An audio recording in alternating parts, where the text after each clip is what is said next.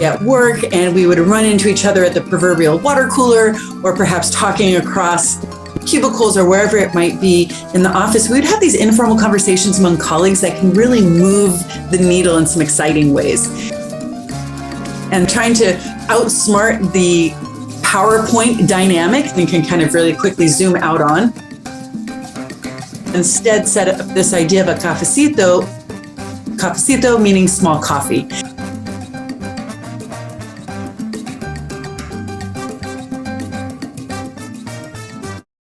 My name is Lindsey Chen. I am with SSG Research and Evaluation, Senior Research Analyst. And today we have the lovely pleasure of interviewing APAIT, Asian Pacific AIDS Intervention Team. We are doing this for the Community Mental Health Equity Project, CMHEP, which addresses strategies and interventions aimed at reducing disparities in access to health and behavioral health care. This includes technical assistance, trainings, and consultation services. And today we're doing a cafecito, which is a little coffee. It's a short, informal conversation amongst colleagues, and we're going to record it for the purpose of sharing information to the field and through the website. So without further ado, I would love to introduce everyone. If you would like to share a little bit about yourself. Should we start with Trang?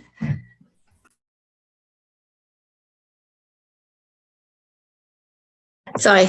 Okay. It always takes me an extra minute. Thank you for joining us, Jury and Valerie. My name is Trang Hoang. I am part of the SSG team on the Equity Project with Lindsey. So we're very excited to ask you to join us, share your expertise, share your experience working with the communities in LA County. We're in Los Angeles County, because this is useful. It may be useful for folks across California. So bear in mind our audience may be from other counties as well. Yes, and so I'm very excited to have you join us. So I'll pass it over to Jury. Great. Thank you so much, Trang, and thank you, Lindsey. I am Jury Candelario. Jury is the spelling of the name. I am the Division Director of APAIT. We are a division of special service for groups. And we've been around actually for 35 years. This year 2022 is our 35th anniversary. And we're really excited to commemorate that later on this summer to celebrate, our community service of 35 years. I go by he, him, his pronoun. And I have been with APAIT SSG for 24 years, actually. And I'm also a licensed clinical social worker. And I've had the benefit of actually getting some of that informal training from my colleague, Trang. So thank you, Trang. It's like full circle being here. And now I'm going to pass it on to my colleague, Valerie. So good afternoon, everyone. I'm the Reverend Valerie, not the Reverend. I'm Reverend Valerie Spencer. I'm one of the social workers here and behavioral health therapists at APAIT. I've been here for a little over 5 years now, and the majority of my work focuses on community mental health, doing some advocacy work, of course, interfacing with the trans community where needed, and just all around person whenever I'm needed. So it's great to be with you today. Thank you so much. Oh, go ahead. And by the way, I go by she, her pronouns. It's me. Thank you. Such a pleasure to meet you all. Thank you so much for sharing about yourself and about the organization. If you would like to give a brief overview of the agency and the organization. Sounds good, Lindsey. So APAIT, as Trang mentioned earlier during the introduction, currently stands for Asian Pacific AIDS Intervention Team. So we are really, our foundation began in the HIV/AIDS epidemic in the 80s. We were established in 1987. And over time, in the course of the work we do within the HIV/AIDS community, we really we're listening to the consumers, to the stakeholders that we serve, and eventually HIV/AIDS being the core, also added other components, including addressing other social determinants of health issues like behavioral health. So we became, over time, a provider that does mental health and addiction. And also in the last 3 to 5 years, we've also beefed up the ongoing issue of addressing homelessness, particularly in the community that we primarily serve, which is the lesbian, gay, bisexual, transgender, intersex, gender, non-conforming, non-binary, two-spirit, or LGBTQI plus two-spirit community, or LGBT plus. That's our primary community that we serve. And again, the 3 pillars of our service is HIV, behavioral health, and housing. So those are the 3 areas of focus APAIT is currently focused on and concentration. And I would say that our vision is to advocate, educate, and achieve optimal health and well-being for the vulnerable communities that we serve.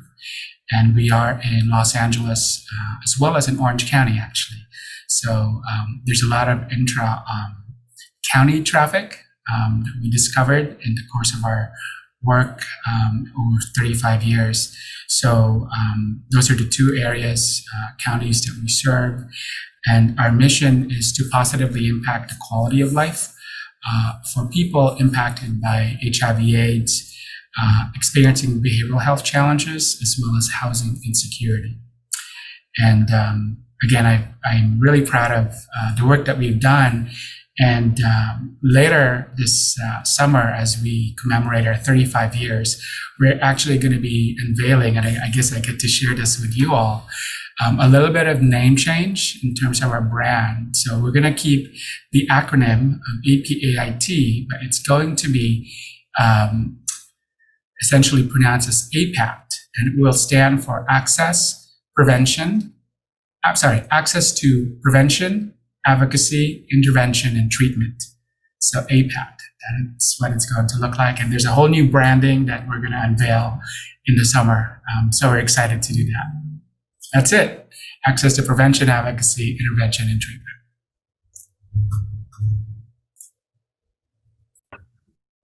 That's so wonderful. Thank you so much for sharing. And it's so exciting. Congratulations on your new name and branding. Can you tell us about your scope of work in direct service in LA and Orange County? Sure, sounds good. So again, the 3 pillars of our service is HIV/AIDS, behavioral health, and housing, both in our LA and Orange County sites. And again, we started really primarily focused on HIV prevention and treatment. And Valerie can probably add to this as well, because she's not only an amazing spiritual and holistic service provider, but also in the trenches around mental health. But really, it's rooted around addressing a lot of the trauma that most of the consumers we have face from the very beginning, right?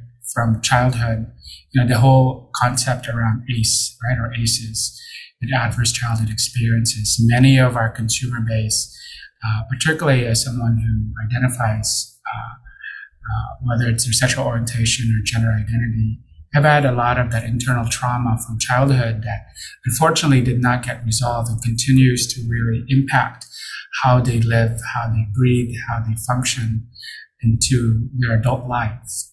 And one thing that we've really seen pervasive over time is that if you don't address these things, it really just continues to exacerbate their issues of, again, the difficult various social determinants of health, whether it's simply education, right, or simply housing. If you're looking at the whole hierarchy of need, those basic needs are not even being met because there's so much trauma that they have experienced that haven't been resolved. And again, it goes into adulthood.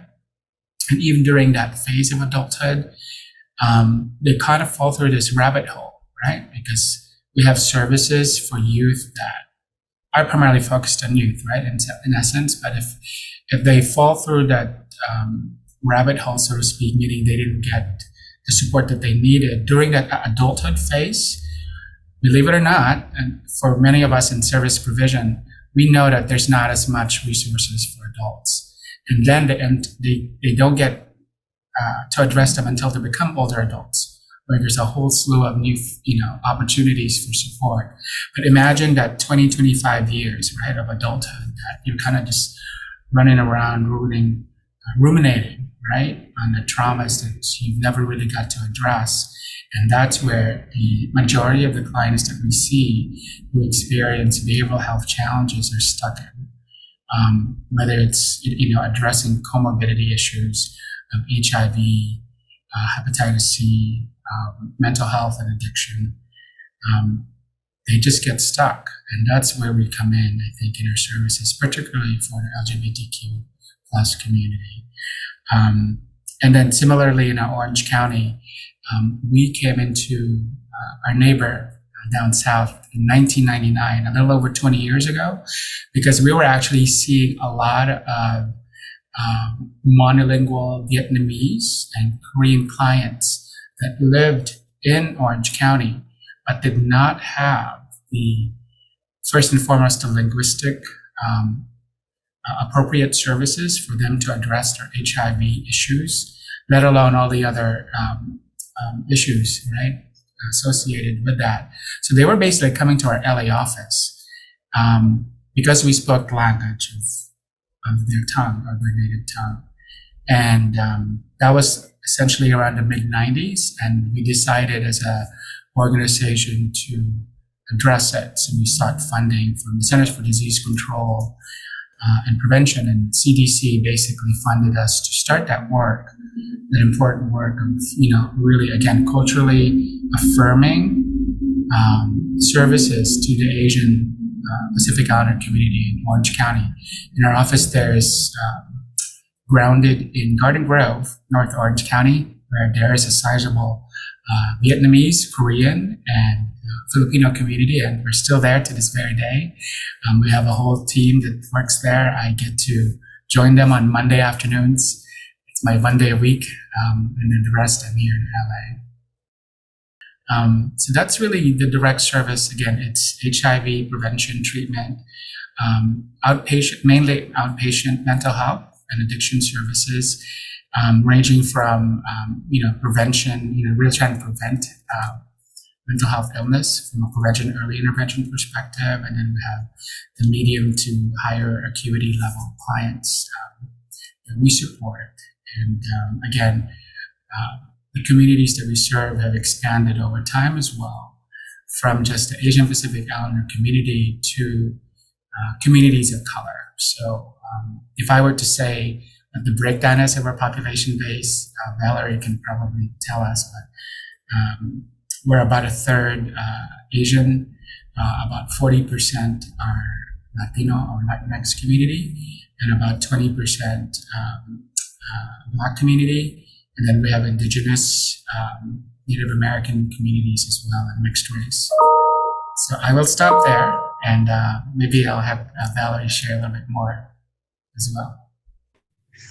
Thank you. That was part of breath. Take a breath. So APIT operates with a couple of uniquenesses that separates us from other entities, and frankly, make us much more appealing to our client base than other agencies that they've navigated with. And so let's do a footnote as to what we talk about when we talk about our client base. The most of our clients have experienced housing insecurity, and that's to put it nicely. They've been homelessly, being nomadically homeless, transitionally homeless, meaning living with friends, or actually living on the street. And so we have had to navigate strategy to acknowledge the fact that housing needs are indeed a social determinant of health. And so that's one of the key uniquenesses, that we can get you housed. We can get you temporarily housed. We can get you transitionally housed, and then we can get you permanently housed. One of the other uniquenesses, in my opinion, that we operate with is that we are actually a reflection of the communities that we serve. We are a diverse staff, both LA and Orange County, believe it or not, and that's its age and ethnicity. I'm one of the older more astute people of the staff, but we have a diverse staff. And so that means we approach with varying perspectives. And when our clients come here, they see themselves respected in the staff body. And finally, I believe that there's a social determinant of health that has not been categorized just yet, but we give it to our clients in abundance. And that is the ability to engage in self-discovery and affirmation. We don't tell them what they need to wear in order to express the gender presentation that they are discovering about themselves. Let your freak flag fly. We don't care. We're held to provide you with appropriate services as well as a space to self-discover and to be affirmed. And that's both with our clients as well as with our staff as well. So we're a place where people are allowed to really be themselves, and that separates us from other entities, I believe.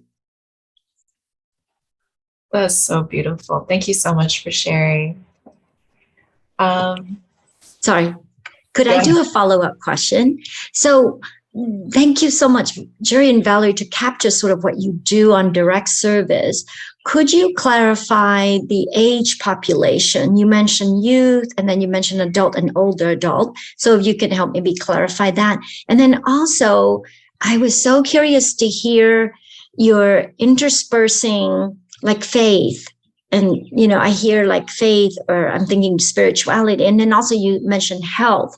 And so I'm wondering if you can talk a little bit more about sort of how you incorporate the comorbidities and also incorporate different aspects of someone's resource or someone's needs in your work, whether it's prevention or behavioral health service.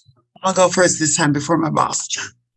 So let's be clear that I am a spiritually integrative therapist. I am a spiritually integrative presence. And so I tend to enfold that. It's just a shadow that I take with me. However, we all do that because that whole process of affirmation and self-discovery and allowing people a space to grow and develop, those are all really aspects of spirituality. So spirituality doesn't have to be deity specific or even deity inclusive. It doesn't have to be religious specific or even religious inclusive. We can draw people back into the love of themselves. And if we do that, maybe we might affect their decision making because they approach their decision making with a different sense of self-value. So that's my approach. Now I'll let him go ahead. Thank you, Valerie. I think it's the whole lens of spirituality, just to add to that, is that we're really mindful of, because of the diversity of our consumer base and also our staff, the approach tends to be holistic. So, we don't shy away from, non-traditional ways of providing behavioral health services, right? Like we have yoga, we have meditation. We literally have an outdoor courtyard patio where, as we speak, some of our clients are tending to a garden that they created, which is really beautiful. And it was so timely during COVID, right? Because one of the things that we actually, SSG as a whole, as essential workers, is we never really stopped working, particularly from a direct service lens. So little outlets of holistic approaches to doing walks, right?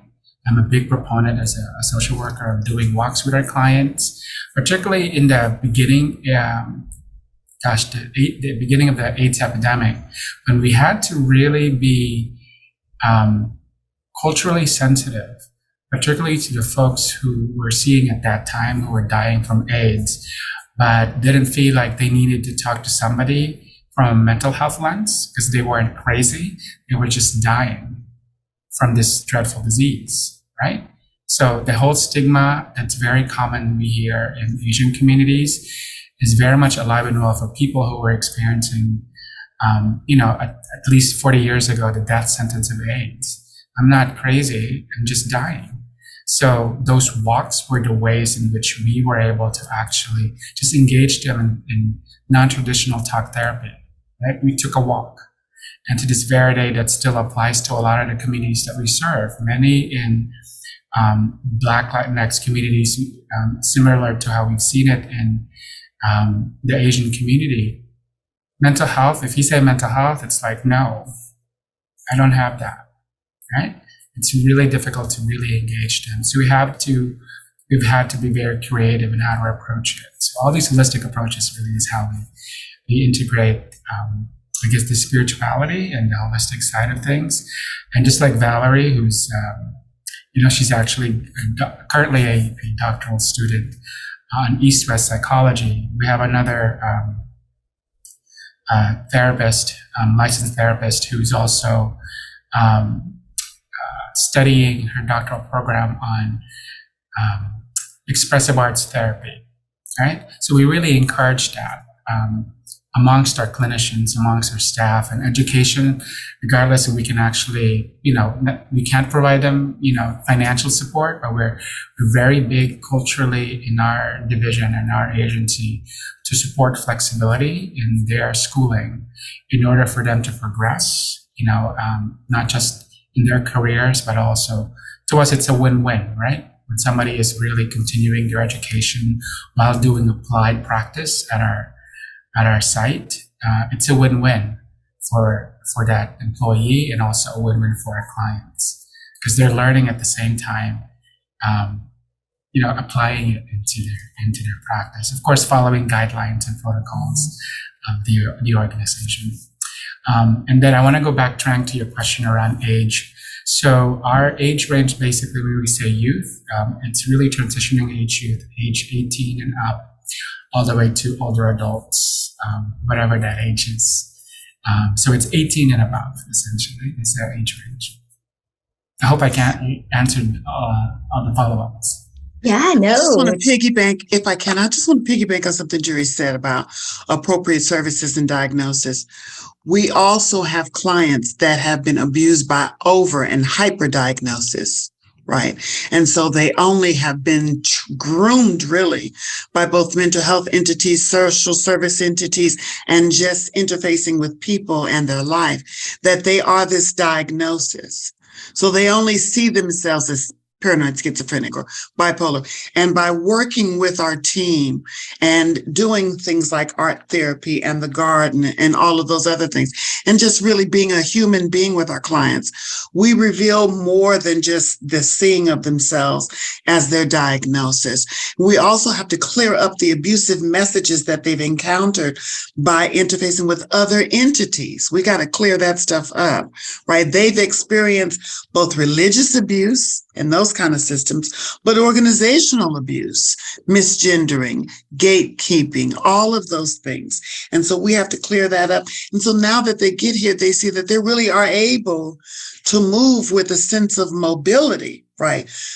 A self-determined mobility at that, right? Yeah.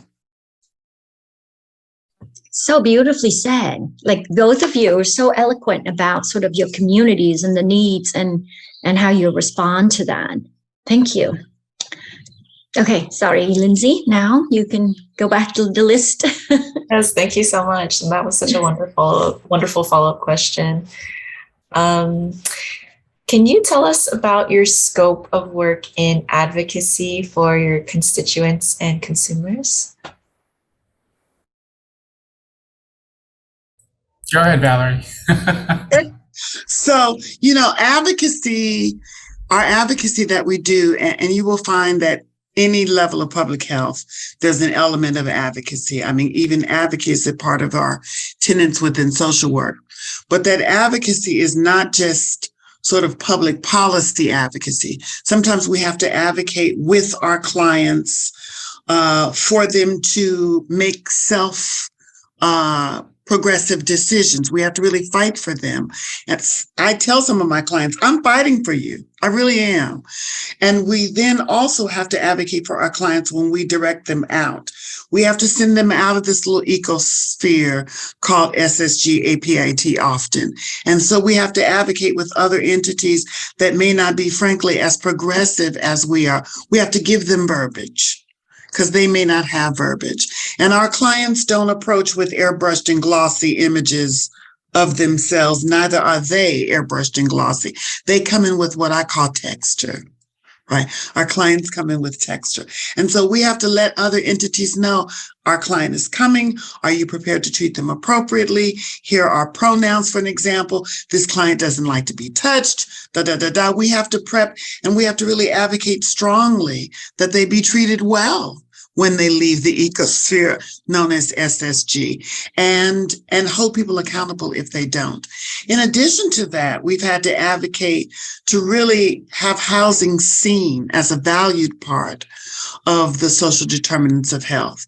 If our clients are not housed, they're not going to adhere to their HIV meds. If our clients are not housed, they're not going to adhere to their psych meds. If our clients are not housed, they may not even want to live their life. Right. So housing and appropriate housing where they won't be misjudged or misgendered while they're there is very necessarily within the portfolio of social determinant of health. And we've had to make entities see that. We've had to make government officials see that. And as a result of them seeing that, we're not just an AIDS organization or even a mental health organization. We have a handsome portfolio of housing options for our clients, whether they be clients who are gender nonconforming or clients that are trans identified or HIV positive, right? We have, or a little bit more independent than others. We have options for them at various sites because of the advocacy work that we've done. I guess just to add to that, we don't want to paint a picture that there's all these resources available, because there's definitely a scarcity of resources. So I wanted to just point that out. If you live in Los Angeles, you know that homelessness is a real crisis, right? And it's not going away anytime soon. In fact, as far as I'm concerned, it's a statewide issue, right? And again, I think that lens of advocating for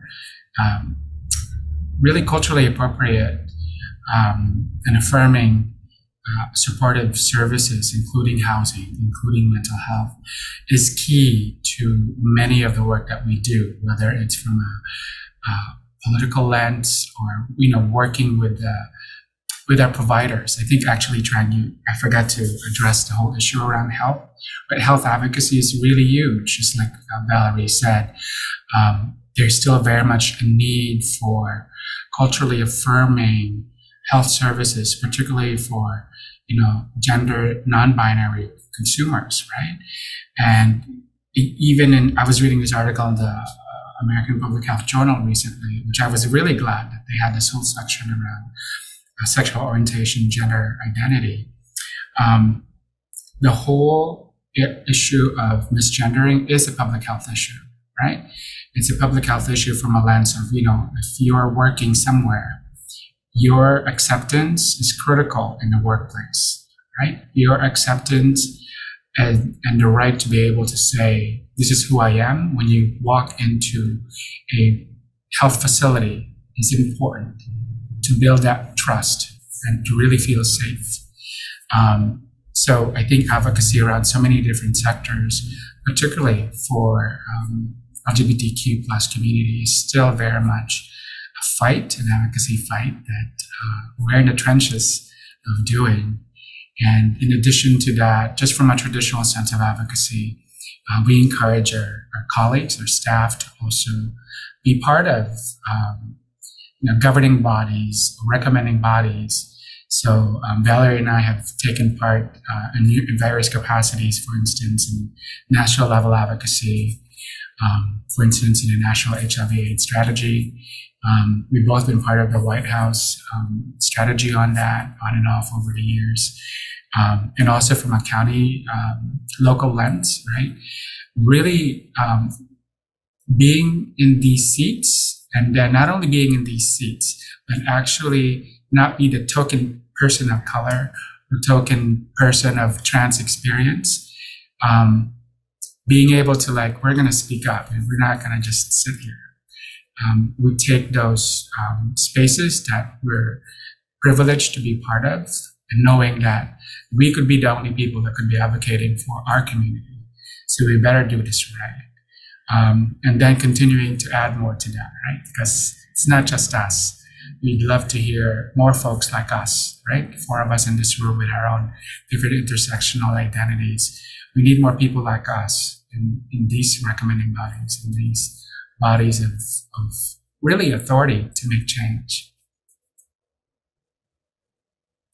So two follow-up. Can I, when you talked about the misgender, even just on the very basic level of what to put on information system for Medicaid or for billing purpose. So whether it's the health sector or the behavioral health, even that causes a lot of mishaps and prevents folks from getting services. So I just kind of wanted to kind of give an example to remind folks, because there may be folks who work in information system, in behavioral health, who we may need people to be aware of this. And the follow-up to your advocacy is, could you talk a little bit about some of the task force or committees that you serve on, say, in Los Angeles County? Because again, this is within the context of the cultural competence plan that the state has for all the counties. So the idea is each county has a cultural competence plan and the implementation of this plan. And so the question we ask a lot of different folks is, do the behavioral health directors and the ESM, the ethics service manager, do they include community-based organizations like yours? So we want to hear whether you've participated in some of the county level subcommittees and whether a certain type of advocacy is effective that you found, or that you want to recommend certain strategies in case other CBOs may be wanting to learn from your experience of advocacy and telling policymakers about some of the needs. Valerie, you want me to start?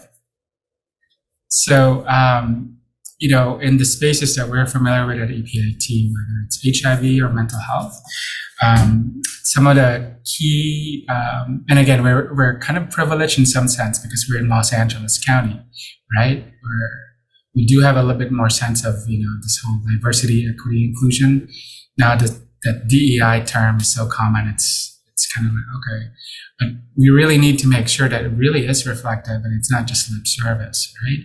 So from a county level, I think we've been very active on and off over time. And the Department of Mental Health had what they call the Systems Leadership Team, SLT, and it's now called USCC, Underserved Communities of Color.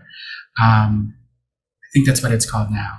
So I think being able to participate in those lenses, and they even had an LGBTQ plus specific caucus, right? That actually is pretty active. I know that members of our staff are actually participate in that committee, where they were able to actually formulate and make recommendations and even create little pots of funding, right? To support, culturally affirming services for each of the different populations, whether it's the Black community. I think they even have one specifically for communities, disability communities, for instance, right? Physical disability, for that matter. And they even have one for, I think, the Middle Eastern or Armenian community at one point, if I recall. So that's an example. And again, LA County, I think, is pretty progressive in that way. But, that may not necessarily be the case in other counties, perhaps, right? So always being able to, what's the word I'm looking for? Not just advocate, but, call out, not be afraid to call out that, you may be having this committee of DEI or, health equity, but what is it really about? Right? And then identify whatever gaps there may be and advocate for that, particularly when you see that, folks are not there. And I want to go back, and Valerie can probably attest to this, from the HIV lens in the early stages of the epidemic, where, it was primarily around the white community, but then eventually it morphed and impacted largely the Black community. So in the 90s, late 80s, 90s, APIT, through our founding leaders back then, really came up with this idea of, well, our Asian friends or constituents are just as impacted. They were dying from AIDS, but their numbers, quote unquote, were really small. Yet, that doesn't change the fact that our communities are suffering. In fact, there's a lot of underreporting during that time because there was a lot of shame and stigma, let alone, to talk about just the fact that they're gay. And then now you tell me you're HIV and have AIDS. So we were founded as an organization to really respond to that, to provide that support system for folks who were dying alone from AIDS, who were Asians. And then on top of that, the partners of our consumers then, it wasn't an Asian on Asian, it was Asian Black, it was Asian Latino. So this is kind of how we created this system of, support, right? Because it wasn't just isolated in the Asian community. So our forefathers, or our founders, worked in collaboration with other community of color organizations. And we created what they called then the Gay Men of Color Consortium, right? And that included us Asians to be part of that. So when we went out to do advocacy, we were a collective. We weren't gonna leave certain communities out. And that was critical, in my opinion, in ensuring that the Asian Pacific Islander community impacted by HIV weren't left out in the cold. And that's how we were born. And as Valerie is pointing out, our earliest campaign was called Love Your Asian Body. And it was a, what's the word I'm looking for? Eye-revealing campaign, because we showed Asian bodies, like naked Asian, gay, lesbian, trans bodies. And we put these ads in Asian newspapers, we exist, people, right? And that was, we got a lot of flack for it, of course, right? How dare you, right? But you got the message out, right? That we're part of this community, as you can tell. And these weren't models. They eventually became obviously models, but these were community members who happened to be Asian and LGBTQ, right? Really got, yes, right, the 80s, 90s. It was really critical. And then, we're continuing to see that also within the LGBTQ spectrum, because we also have had to fight, and Valerie can probably talk more about this. The LGBTQ movement didn't always have the T's best interest. And for many decades, and in some circles to this very day. So I'm going to have Valerie speak to that. Well, I'm going to speak to that, but I want to piggyback right quick about the health information's piece. We're at the point now within LA County where our isms and our discriminations are not on the main page. We're much more sophisticated than that. Frankly, I think we're a bit more progressive of a county and a state than that. However, our discrimination is in the nooks and crannies at this point, in the hidden places, such as the prompts that are available to accurately depict people within institutional systems. And so we have to be bold. We have to call it out. We have to provide people training and coaching without naming them as something. Everybody that does not understand race is not racist. And everyone that does not understand the complications of gender expression and gender being is not transphobic. We simply have to provide people with the coaching and appropriate information that they need in order to develop appropriate information systems so that we can really capture our people. With that said, I have been around since 1992, and I remember I remember this ground as it was originally planted in some cases. I remember when things were mostly for white gay men and very little effort was done for people of color, whether you were a woman, man, trans woman, trans man. And I also remember how Asian gay men were largely fetishized. But what we don't talk about is that there are health outcomes, negative health outcomes related to fetishistic ways of being and interpreting people, right? You don't give them the same level of information exposure as you do other people. We saw that with African Americans with regard to psychology and the woman's body, only giving one race of people certain information and giving our white brothers and sisters the full array of information. And so we had to clear that up, that fetishistic behavior as well. I wasn't around for those days.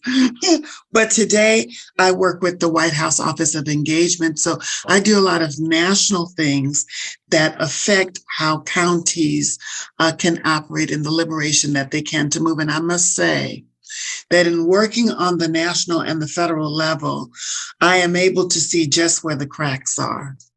To be very honest, I'm able to see just where the cracks are. And you will hear the conversation of really what's at the matter. And this is where your advocacy muscle has to kick in. Your bitch muscle has to kick in some cases, because you want what you need for your people. I want what I need so that LA County can move in the way that it needs to meet the needs of its constituency. I hope that was everything. Yes, and more. Lindsay's got more questions for you. Yes, thank you so much. Can you tell us about the success or challenges in any areas of your work, such as fundraising, collaboration, advocacy, training, direct service? So I think I hinted at it earlier, which is the importance of collaboration, right? It really takes a village. And that's something that I think the SSG model with its different divisions, and then the partnerships that all these divisions actually create, right? Because we know we can't do it alone. So for instance, if you're trying to address the behavioral health needs of our consumers, you kind of need to see the whole lens, right? So what are the health issues? What are the social determinants of health? So in our office here in Koreatown, which is our headquarters, we're co-located with an FQHC, a Federally Qualified Health Center, run by the LA LGBT Center. And that was really crucial, right? And I think a lot of our divisions and SSG also tend to try to make that a partnership, because we can't work in a vacuum. So those collaborations, those partnerships, not just from a direct service point of view, but as we mentioned, even from an advocacy point of view, it's not to me, it's kind of like a prerequisite to be able to be successful in your service delivery, in your operations. It's collaboration. I always have dislike that notion that we have to compete for resources. And I get that, because resources can be very scarce. But in my opinion, we're going to do a disservice to our community if we try to silo and try to this is my little BF dome, and you do your thing, I do my thing. And I walk sometimes into spaces where I'm not as mindful, or I don't care about people's territory. I just I need this, I need that. And I get in trouble sometimes because I kind of innocently walk into it and I just ask, right? But I think it served us well in terms of, the worst thing that they can say is no, but at least I made my attempt, because ultimately it's not an issue it's not a selfish reason that I'm asking for support. It's really for the communities that I serve. And if you're passionate about the community that you're serving, then you really are going to do everything your darndest, right, to get them what they need. So I would say a big part of our success over 35 years of service is collaboration.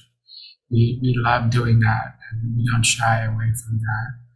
I would say another success as far as our service delivery is being able to evolve, being founded as an HIV/AIDS organization in the Asian Pacific Islander community, and then really evolving over time to reflect the diversity of the city that we are in, or the county that we're in. We were environmentally conscientious and adaptable. So I think as an organization, I would say that we were very flexible in our ability to evolve and respond to the needs of our communities. Because if we hadn't, and this is the telling story, right? Many AIDS organizations that started in the 80s, 90s are no longer with us, right? Yet we're still here, and we're still founded and rooted in HIV, but addressing all the different social determinants of health issues. Now, we've asked our clients to tell us, what is it that you need, right? So we were very mindful of that, and even developing new programs that we've created over time. We always start from that grounding of, we got to ask the clients. We literally do focus groups, we do key informant interviews. I don't rely on just our development team to there's this funding opportunity, write something about it, because you do that and it doesn't match or in alignment with what your clients need. What's the point? It's like wasted resources.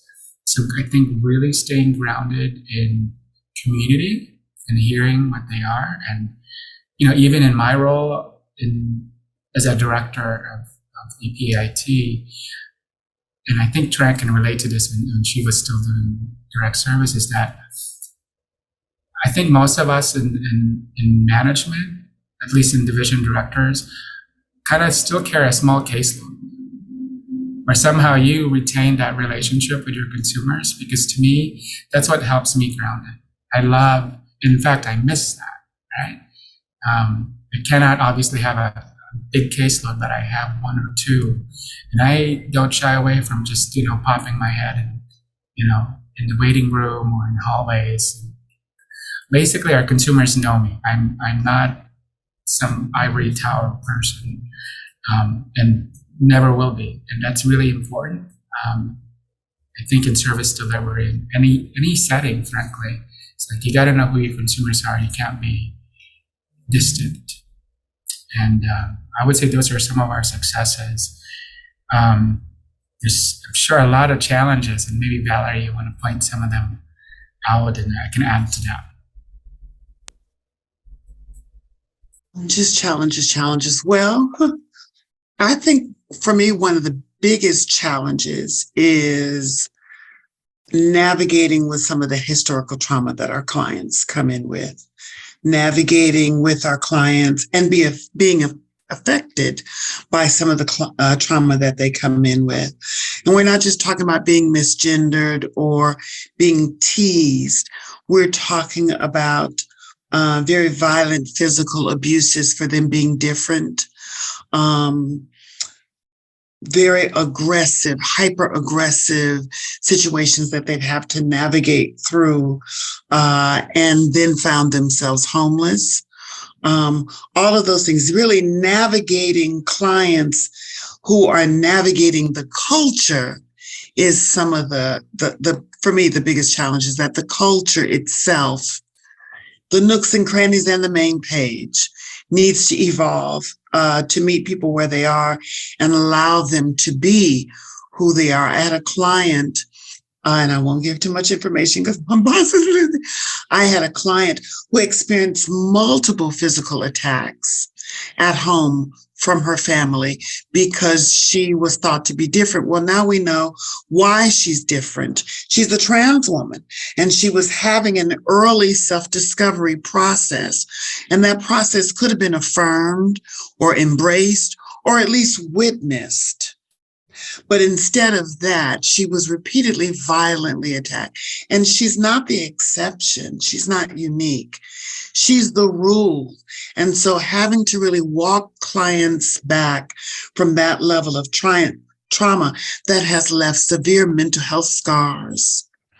severe impairments in their development, their cognitive functioning, their living experiences, their ability to thrive, their connectedness to life. You know, you got to be connected to this thing called the human experience if you want to live it.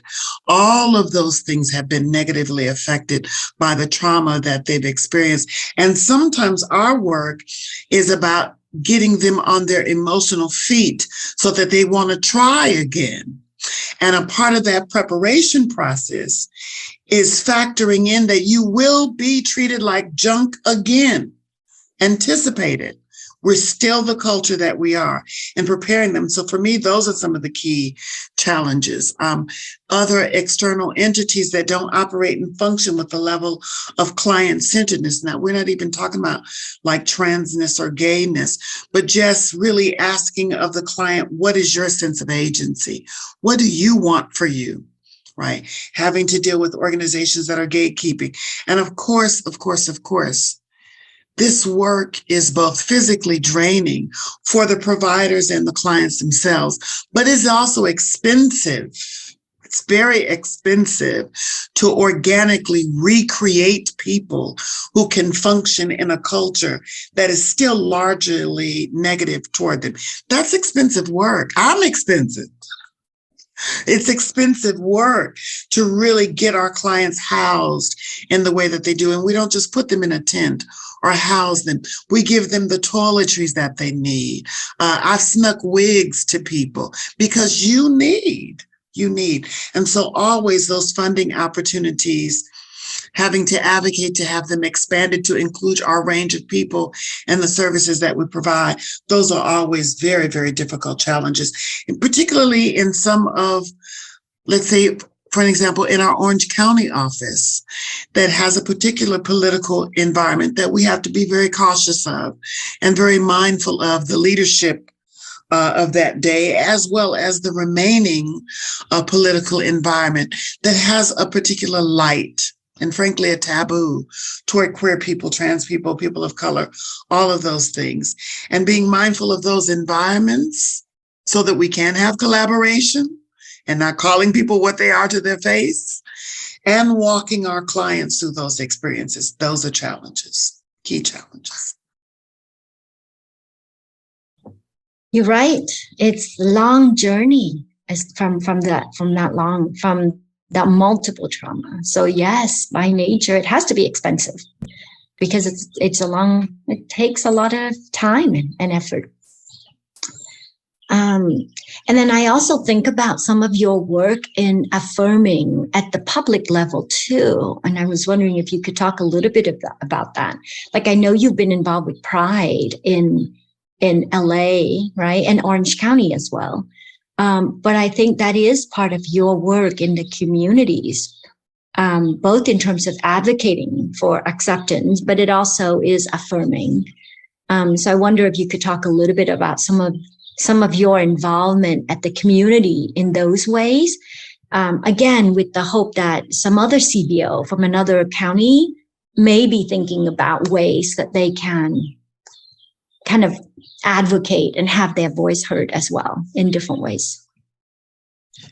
I'm sure going to get on that because I like that kind of stuff. So, wonderful thing about APAIT is we know that our clients are integrated machines, right? They're not just HIV positive. They're not just their diagnosis. They're a bunch of stuff, right? And in the same way as we have our own little ecosystem here, we recognize that we have to get into the larger ecosystem, not just to change it, but so that they can witness us. And in some cases, just by seeing our presence. I remember when I was at Orange County Pride, and several organizations, social service organizations were present, and they all looked the same. They all looked like uniform T-shirts marching, and we did not. And it's a big old Black woman in the middle of it, right? We did not. We looked like the constituency that we represent. And so we serve as agents of change just on that level. And so we participate in both Orange County Pride, Long Beach Pride, I don't know if we're doing Los Angeles Pride. Jury can probably speak to that. But we do also do the AIDS walk. We participate in community. We're not just here on a hill and having them come to us. Likewise, we go to our clients. Now that's big. You heard Jury talk about taking a walk with his clients. I like to take my clients to the beach when I do therapy. Why? Because the water does the work. Right? The water does the work. You can stand there and cuss at mama and the water will take all of it. The water does the work. And so we get out there into community with our clients. We don't just want them to be in office.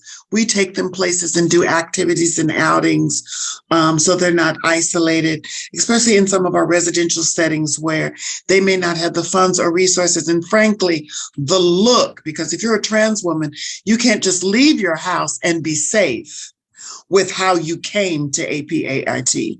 So we take you in a cushion bubble into the world for you to experience life as we coach you and allow you to develop further so that you can be safe. So those are just some of the ways that we get in. No, definitely. Valerie hit it right in the nail. Pride is something that, as an organization, we don't only celebrate during the month of June, we celebrate all year. And again, we do that in many different forms, whether we're advocating out to the community. It's really important, I mean, because we've come a long way, but we have still so much that we need to fight for, right? And I always say, the generation before me have benefited from, the advocacy and the movement building that they created. And then, the work that Valerie and I have been able to fight for, at least during my peak, for instance, was around marriage equality. And then now, we're seeing this whole fight around just, anti-trans movement, right? And we're seeing this literally right here, right now, across the country, right? In educational settings. So there's so much more. And I always say, and I actually get asked this every year, and I'm sure I'm going to get asked again to go on some TV station and talk about what does it mean for Pride for you this year. And I'm going to say the same thing. It's a year-long process that we just shouldn't be highlighting during the month of June, because there's so much more work to be done. And not to take away the many victories we've had, right, from the liberation movement of the 60s and 70s to now, but there's still a lot. There's still a lot to do, and we do that, in many campaigns that we create. We create, social media is so huge now. I mean, we have young staff basically. We're on TikTok, on Twitter, and platforms that I'm actually not even part of because I just wouldn't know where to begin. I'm not on TikTok, for example, but I see it everywhere, or Twitter. Those things are really important, like campaign, coalition building, movement building, again, collaborations, being in your face. You make it be part of, make it part of the day-to-day, right? Kind of getting out of the heteronormative thought process and integrate us as LGBTQ two-spirit communities into the overall fabric of who we are as a society. It's really key, and that's to us what cultural affirming services is going out there, being visible, not shy away from it. I want to just say this really quickly about the leadership that it takes to really be in community and how our leadership is in community. We have a leader in Jury that's not just in his office cranking out grants, Jury, thank you, sweetheart. Jury has found ways to contribute to funeral services, to memorial services, to the burial of people, to the tending of bodies of people, right?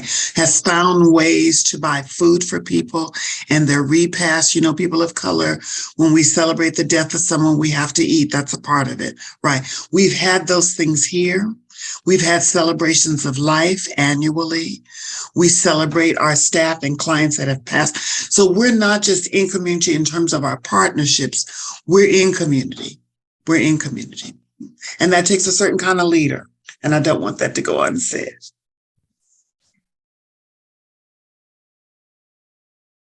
We're learning so much. There's so much that to unpack. Thank you. Go ahead, Lindsey. But I think we do want to, you have about 10 minutes. Okay, yeah. And I just want to say that listening to you talk about your work is making my spirit feel very uplifted. So thank you so much for sharing about your experiences. My next question is, if a CBO or ethnic service manager or maybe a behavioral health director from another county were to ask for your help around developing programs for LGBTQ plus consumers in their county, what are some places you would start with? Some guideposts, some issues of community needs assessments, concerns, stakeholders, and in general, what would you advise them? So I think technical assistance on an ongoing basis, not just this one thing you tick off once a year, is really important. We get a lot of these like, oh, we need LGBTQ plus training before June 30th because that's when our fiscal year is over. And we literally get them like May or June, like jam-packed it somehow, right? To me, that's just, frankly, it's ridiculous and totally flies in the face of or against what we're supposed to be doing in the first place, right? So being really intentional and learning about this particular community, LGBTQ plus community, not just when you have to tick off, check mark something. It's really important. And guideposts, there's certainly a ton of, I shouldn't say a ton, but there's definitely technical assistance providers like ourselves. Valerie does a lot of these trainings. I think being able to seek that, and make it part of your service delivery and your part of your DEI or whatever you want to call it, on a regular basis, not just, when you have to. That's one thing. There's resources out there for LGBTQ. If you're looking at resources like the Williams Institute from a research lens, we have partners like the Trevor Project, to address suicide prevention, for instance. There's quite a number of resources out there, but I think it begins with the commitment from a health department or, the social service agency or the clinic, particularly if you are seeing, LGBTQ plus communities in your service area, right? Don't get stuck, and you really need to just have this intentional and meaningful approach to providing that cultural affirming service. And I would say start off that way. Valerie, do you have anything to add?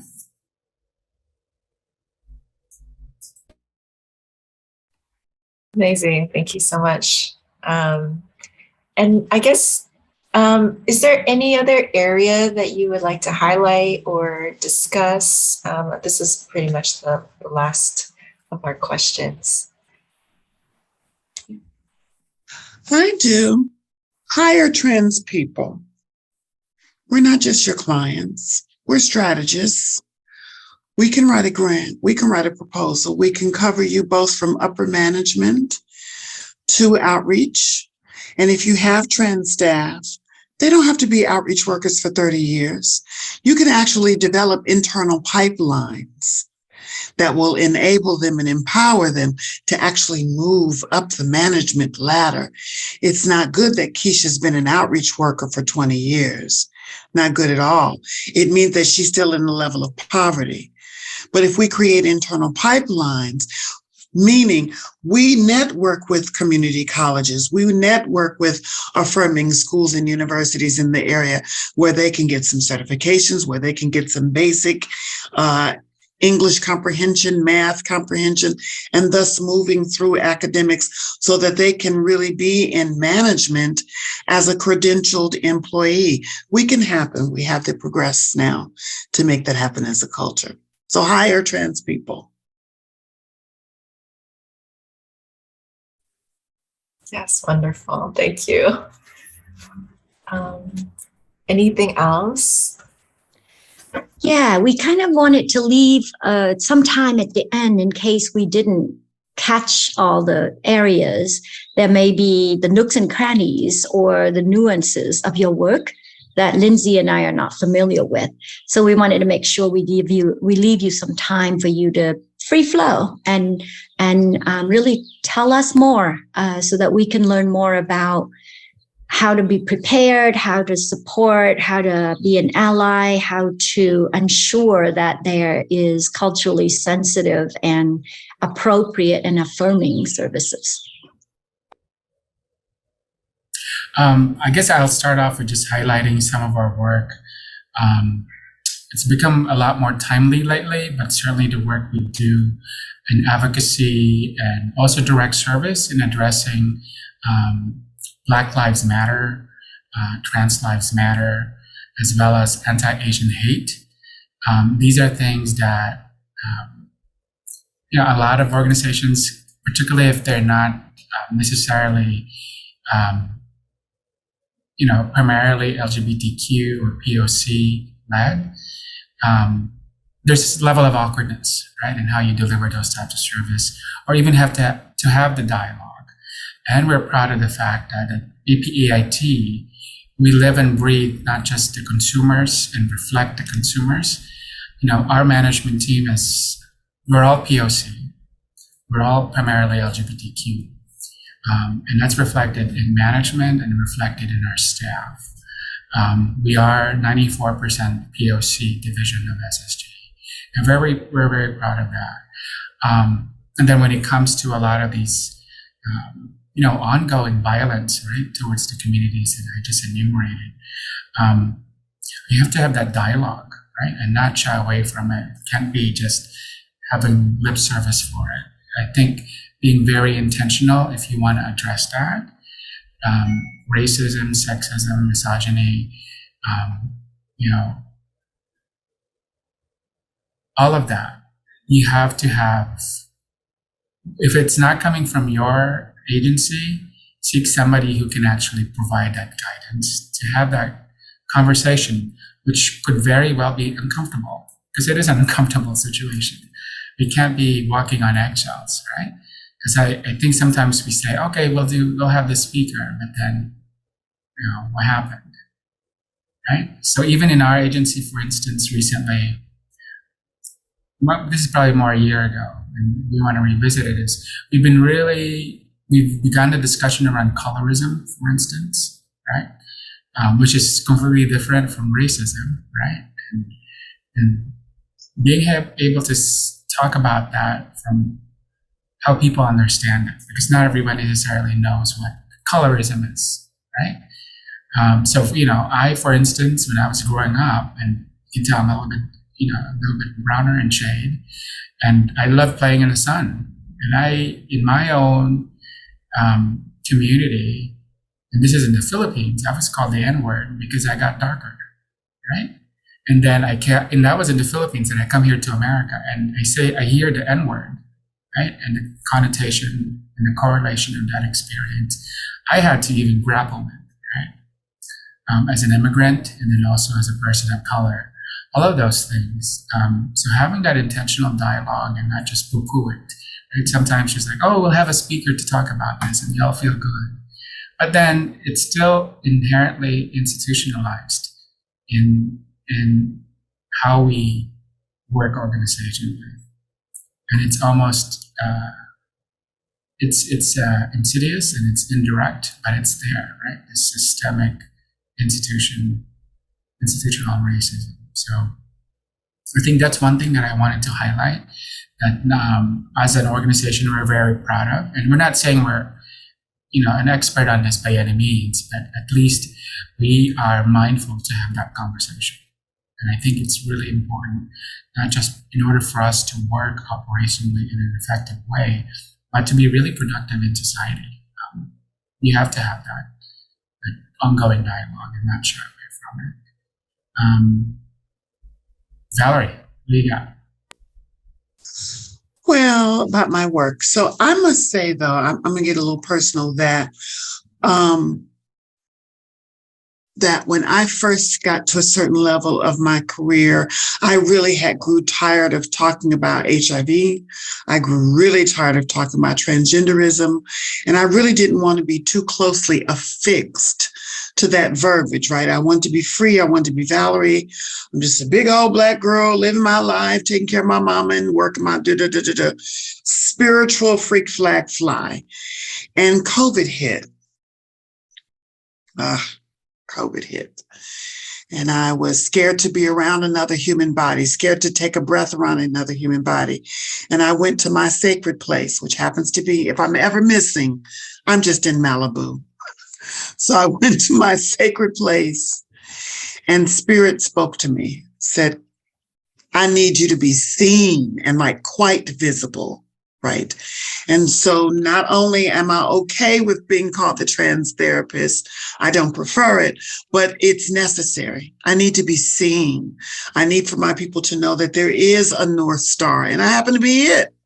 I have some guidance, some wisdom at this point, some intelligence to share with my people to navigate us through this traumatic time known as the coronavirus pandemic. And from there, since I work largely virtually because I've got some family stuff, I begin to facilitate a number of support groups on emerging trans leadership, on current trans leadership, navigating the rigors of supporting clients through the coronavirus pandemic and all of that. So I do a lot of leadership development work. Through my work at APAIT, I facilitate a lot of support groups that started out of COVID, a lot of support groups specific to trans folks of color, to queer people of color. I'm beginning a spiritual support group, sort of writing that up now. And what else do I do? I think a critical part of my work with clients is that I try to pay attention. And I'm not trying to be the therapist or the staff or the employee. I'm just here. I'm just folks. I'm just here. And so can we chill? Can we vibe on that level? And it's taking me out of my need to be important. I have an ego. And it's taken me out of my need to be important and seeing these people tend the garden and they don't have what I have. They don't have 2 degrees and some certifications. They're just trying to live their life.